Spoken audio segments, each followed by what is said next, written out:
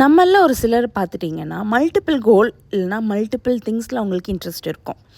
ஆனால் master of நன். அவங்களோட க்யூரியாசிட்டினால் start பண்ணியிருப்பாங்க. ஆனால் 100% இல்லை 80% கூட அதை கம்ப்ளீட் பண்ணியிருக்க மாட்டாங்க. அதாவது லாஸ்ட் செஞ்சுரியிலேருந்து நம்ம ஒரு விஷயத்தை ஸ்பெஷலிஸ்ட்டாக இருக்கிறவங்கள தான் ப்ரைஸ் பண்ணியிருப்போம்.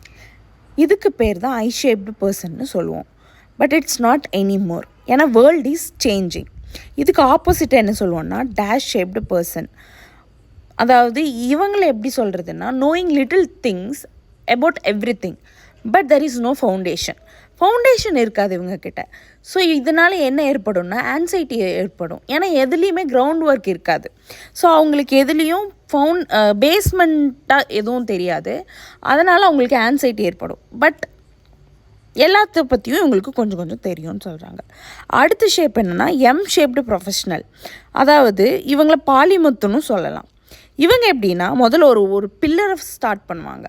அதை பில்டு பண்ணுறதுக்கு இவங்களுக்கு 1லேருந்து 18 months வரைக்கும் கூட தேவைப்படலாம். ஸோ அதை கம்ப்ளீட் பண்ணதுக்கு அப்புறமா தான் இவங்க அதை குவிட் பண்ணுவாங்க. ஸோ இவங்களை இது பண்ணுறதுனால இவங்களை டேப்லர்னு சொல்ல மாட்டாங்க. ஏன்னா இவங்க போர்டம்னால குவிட் பண்ணல.